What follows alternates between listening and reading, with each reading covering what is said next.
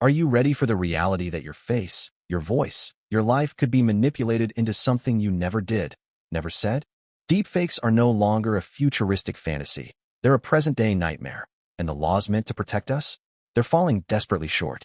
We're talking about scams, fraud, harassment, and even sexual abuse, all fueled by increasingly sophisticated AI.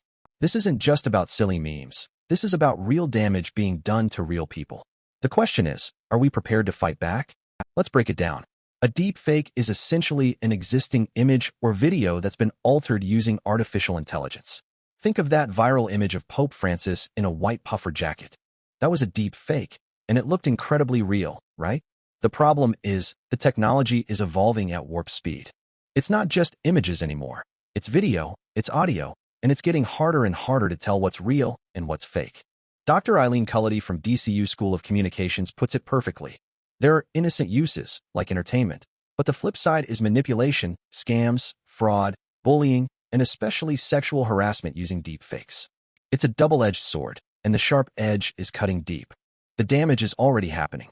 Remember that deepfake video of Ukrainian President Volodymyr Zelensky seemingly surrendering? That was a blatant attempt at political interference. And it doesn't stop there. Real images from credible news sources like RT News have been hijacked and used in scam videos on social media and even gaming apps. Presenters' voices are being altered, fake interviews are being edited into news reports, all to make it seem like legitimate news programs are endorsing scams. It's a terrifyingly effective tactic, and it's becoming increasingly prevalent. Here's the kicker. As the technology improves, the fakes become harder to spot, and legally, we're in a gray area. There are very few laws in place to protect victims of deepfakes. Barry Scannell, an expert in AI and technology law, says that people whose image or voice is manipulated are basically on their own, struggling to find a law that actually protects them. It's a wild west out there in the digital world. Imagine having your entire reputation, your entire life, twisted and weaponized against you, and the legal system is essentially shrugging its shoulders.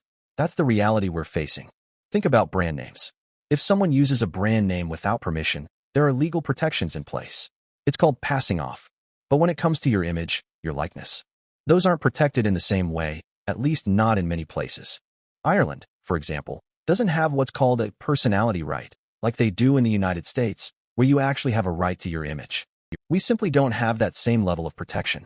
The AI Advisory Council has recommended changes to the government, but these things take time, and deepfakes aren't waiting. The AI Act is coming, supposedly next year, but even that has limitations. It only requires deepfakes to be marked as such, if it's not already obvious. But here's the problem. Deepfakes are now so sophisticated that what's obviously a deepfake isn't clear anymore. It's like trying to catch smoke with your bare hands. The regulations are lagging far behind the technology, leaving us vulnerable and exposed. So what about the online platforms? They have ways to report deepfakes, right? Well, frequently, those reports are met with a response saying that the content doesn't violate the platform's guidelines. RT News even shared a video that had been on Facebook for over a year with Meta. Meta's response: they're constantly developing new ways to make it harder for scammers, including using facial recognition technology, and they eventually removed the video. But a year? A year of that video potentially damaging reputations and spreading misinformation? That's an unacceptable delay. There's no easy fix. Barry Scannell says there isn't any silver bullet. One thing we should seriously consider is teaching critical thinking in schools. With more and more people accessing news and information online, the ability to ask questions and double-check sources will become the most valuable tool in deciphering what's real and what's not. It's about empowering the next generation to be skeptical, to be discerning, and to be able to identify manipulation when they see it. Hold on, there's a glimmer of hope on the horizon. The government has reportedly made a U-turn on the details of a proposed new offense to criminalize non-consensual sexually explicit deepfakes. The original proposal would have required victims to prove that perpetrators intended to cause them harm, distress, or humiliation, or to gain sexual gratification. That's an incredibly high bar to clear. Thankfully, after pressure from survivor campaign groups and experts, they're shifting towards a consent-based approach. This is a crucial victory for victims' rights. Rebecca Hitchen from the End Violence Against Women Coalition, EVAW, sums it up perfectly. The only relevant factor in sexual offending is consent. Taking a consent-based approach will ensure there are no legal loopholes for perpetrators and remove some of the barriers to justice survivors face. Requiring evidence of the perpetrator's intent to harm places a huge burden of proof on survivors, the police, and the justice system, and lets perpetrators off the hook. This is a step in the right direction, but the fight is far from over. Beyond criminal laws, we need holistic action to prevent abuse in the first place. That means improving civil laws for survivors to take action against perpetrators and tech companies, preventing image-based abuse through comprehensive sex education, funding specialist services for victims, and creating an online abuse commission to champion victims' rights and hold tech companies accountable. It's a multi-pronged approach that attacks the problem from all angles. Fast forward to 2025. Scams won't just knock on your door asking for OTPs or suspicious links. They'll come to you, looking like people you know and trust. A recent report by the Data Security Council of India, DSCI, and Cybercrime projects AI and deepfake-generated cyber attacks to double in 2025. They warn that cybercriminals are poised to target critical sectors like healthcare and finance with tailored phishing campaigns, fake video messages, and adaptive malware. It's a terrifying prospect, and we need to be prepared.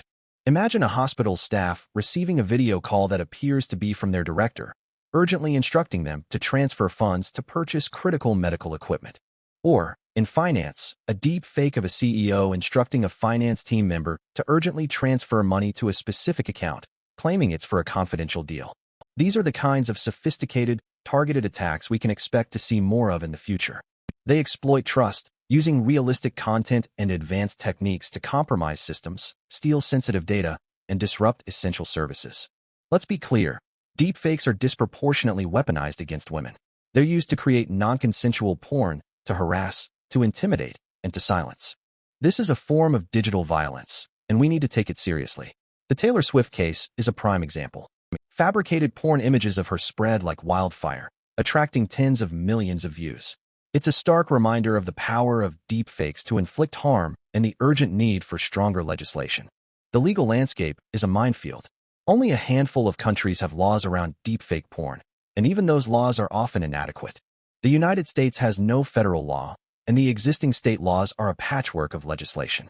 One of the biggest problems is discovering who made the clips, as creators use VPNs to hide their identity.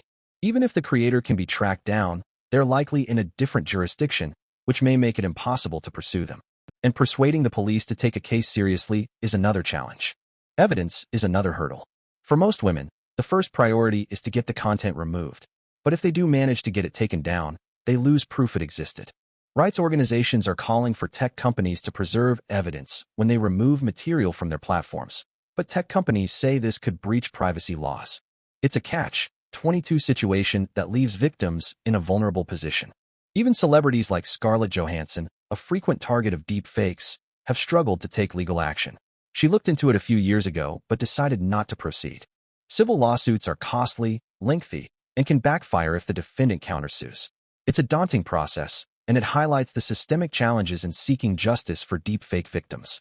Some commentators have suggested suing social networks that enabled the proliferation of deepfake images. But tech companies in the U.S. are largely protected from liability for information provided by a third party under Section 230 of the Communications Decency Act. It's a controversial law that shields tech companies from responsibility for the content posted by their users, making it difficult to hold them accountable for the spread of deepfakes. One potential avenue for legal action is to sue the companies that create and sell the apps used to make the deepfakes. The argument is that it's foreseeable these apps would be used to harm people. This is a product liability approach, focusing on the creators of the tools that enable deepfake abuse, rather than the individuals who create and share the content. It's a novel legal strategy, but it could be a powerful way to hold the industry accountable. The deepfake crisis is a rapidly escalating threat that demands immediate action. We need stronger laws, better enforcement, and a greater awareness of the technology and its potential for harm. But most importantly, we need to empower individuals to think critically, to question what they see online, and to demand accountability from the platforms that host this content. The future of our digital world depends on it. Now, I want to hear from you. What are your thoughts on deepfakes? Have you ever encountered one? Share your experiences and ideas in the comments below. Let's start a conversation and work together to find solutions. Don't forget to like and subscribe for more updates on this critical issue.